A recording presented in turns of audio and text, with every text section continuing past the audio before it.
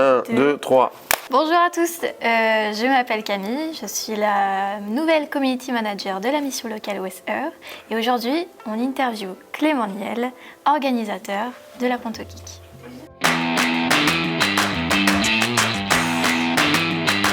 Alors, l'année dernière, c'était un test. Donc, si on revient en 2022, on avait besoin de bénévoles. Parce qu'une convention qui fait plus de 3000 m², on a forcément besoin de bénévoles, aussi bien pour l'accueil, pour gérer les exposants qui sont sur place, aussi gérer l'événement en soi-même. Parce que les invités qui sont présents, il faut aller leur chercher les boissons. C'est des personnes qui vont rester plusieurs heures derrière leur table à faire des dédicaces, parler avec les gens. Donc, forcément, il faut des personnes qui vont chercher les boissons, les consommations, gérer aussi la scène. Parce que sur la scène, on a besoin d'équipements qui vont arriver. On a besoin de bouger du matériel, donc voilà, ça c'est le but de la mission locale, c'est de nous aider, de nous accompagner.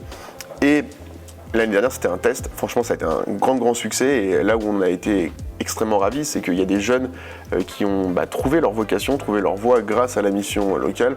Il y a eu 2 jeunes qui ont ensuite suivi sur tout ce qui est sécurité, avec la société, la société c'était Universal Security, où il y a eu des échanges après avec les jeunes.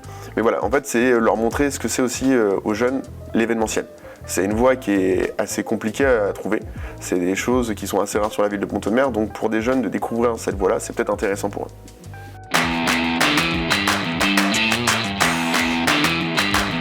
Alors, ce qu'il faut savoir déjà, c'est que la convention, en gros, elle dure pas 2 jours, elle dure 3 jours pour les bénévoles. Donc, la première partie, ça va être déjà l'installation de l'infrastructure.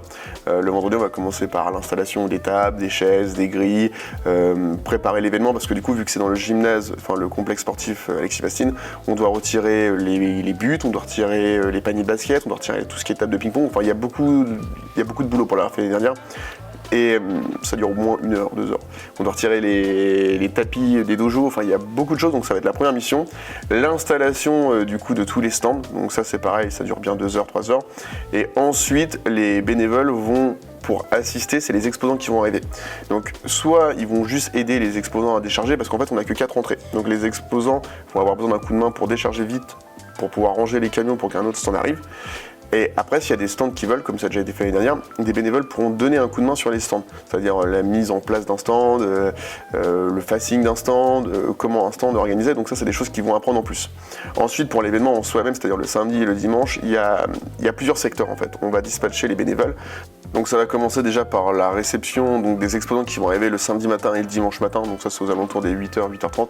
Et ensuite, on va dispatcher donc, tous les bénévoles par des groupes. Donc on va avoir un groupe à l'accueil pour s'occuper du coup des gens qui vont rentrer dans la convention.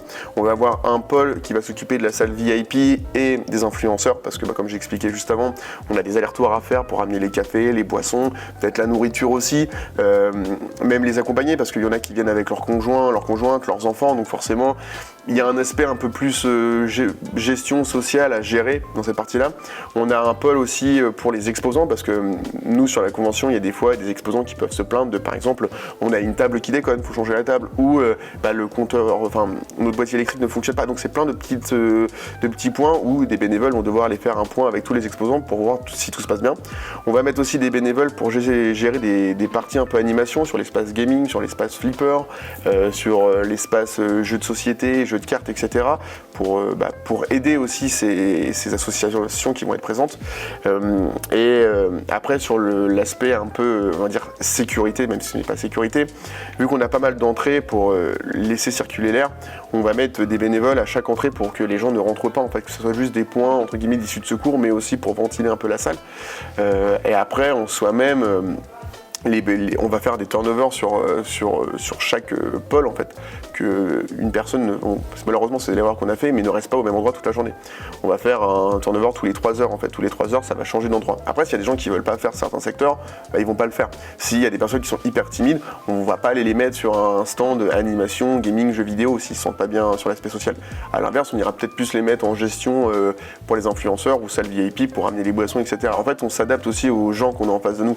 Le but de la Ponto Geek et des bénévoles qui sont présents, c'est qu'ils aient peut-être une voie à trouver dans leur futur, c'est-à-dire quelque chose qui leur plaît.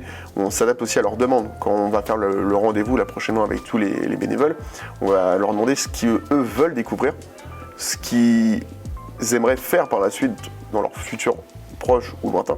Et nous, on va s'adapter par rapport à ça. on a des critères sur une feuille où chacun va nous dire, et c'est là qu'on va s'adapter.